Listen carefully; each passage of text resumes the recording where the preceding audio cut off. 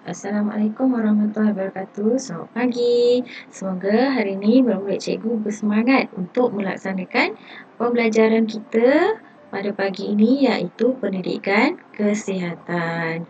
Okey, hari ini kita akan masuk unit 9, bersih dan selamat. Tajuk kita selamat atau tidak. Okey. Sentuhan selamat dan sentuhan tidak selamat. Kalau sebelum ni kita dah belajar anggota tubuh badan, lepas tu anggota dan bahagian-bahagian anggota badan yang tidak boleh disentuh. Okey, hari ni kita nak tahu apa itu sentuhan selamat dan sentuhan tidak selamat. Okey, sentuhan ialah tindakan menyentuh seseorang. Okey, itu adalah sentuhan. Sentuhan tersebut akan melibatkan perasaan, sama ada perasaan gembira, seronok, okey, perasaan yang tak baik ataupun perasaan yang baik. Ada dua. Bila awak menerima satu sentuhan, awak akan rasa sama ada perasaan tu baik ataupun perasaan tu tidak baik. Okey. Kita tengok yang pertama, sentuhan yang selamat itu akan menyebabkan awak rasa gembira. Okey, awak akan juga rasa yakin. Selain itu, awak akan rasa selesa dan boleh dipercayai. Okey, bila orang sentuh awak, awak mempunyai perasaan ini, maksudnya itu adalah sentuhan yang selamat. Contoh sentuhan yang selamat ialah, okey, yang pertama, duduk di pangkuan ibu bapa. Okey, kalau dah besar tu taklah. Okey, masa awak kecil tu, duduk di pangkuan ibu bapa. Itu dikira salah satu sentuhan yang selamat. Okey, contoh yang kedua, bersalaman dengan orang yang anda kenali.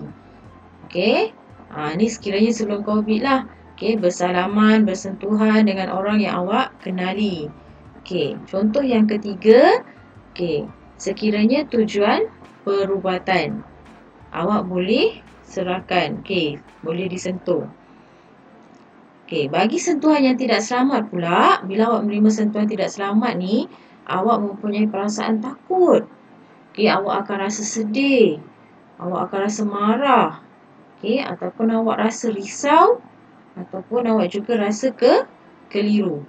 Okey, bila awak ada mengalami salah satu perasaan ni, itu adalah sentuhan yang tidak selamat. Contoh, macam mana situasinya? Sentuhan yang tidak selamat ni, contohnya satu, bila awak dipukul. Okey, dipukul. Tak kisahlah sama ada rakan sebaya ke, okey, ataupun orang yang awak kenali ke. Bila awak dipukul, itu adalah sentuhan yang tidak selamat. Okey, contoh yang kedua, dipeluk secara paksa. Okey, ini pun sama. Okey, bila awak tengah duduk diam-diam, tiba ada orang datang peluk awak. Okey, awak itu dianggap adalah sentuhan yang tidak selamat. Okey, contoh yang ketiga ialah disentuh, tadi dipeluk, yang ini disentuh secara paksa. Contoh awak tengah berdiri, ada orang datang nak pegang badan awak. Itu pun adalah sentuhan yang tidak selamat. Okey, apa yang perlu awak buat bila awak menghadapi sentuhan yang tidak selamat ni? Okay, ada 3 langkah yang awak perlu buat bila awak rasa itu adalah sentuhan tidak selamat, yang awak menyebabkan awak marah ataupun sedih, awak tak selesa awak disentuh. Okay, yang pertama, awak perlu jerit. Okay, jerit minta tolong. Katalah awak dekat taman permainan ke, okay, kalau tiba-tiba awak menerima sentuhan tidak selamat tu, awak jerit sekuat hati awak untuk minta tolong. Ataupun yang kedua, awak lari. Okay, lari ke kawasan yang ada orang untuk awak boleh minta pertolongan. Okey. Dan tindakan yang ketiga, okay, awak beritahu orang yang awak boleh percaya, sama ada ibu awak ke, ayah, okay, ataupun kakak abang ataupun cikgu. Okey, awak beritahu sekiranya awak mengalami sentuh yang tidak selamat. Okey. Jadinya jangan berdiam diri sekiranya awak menghadapi sentuhan yang tidak selamat ni, untuk menjaga keselamatan diri awak sendiri. Okey. Sekarang kita tengok situasi. Ni contoh, okey, ada 6 contoh cikgu sediakan ni. Ada 6 contoh situasi. Okey, situasi yang manakah memerlukan kamu berkata tidak? Tidak tu maksudnya tak nak. Awak tolak. Itu adalah sentuhan yang tidak selamat. Okey, mana satu? Okey, gambar yang pertama. Seorang budak lelaki. Okey, awak tengok wajah budak lelaki ni. Gembira ke sedih? Sedih kan?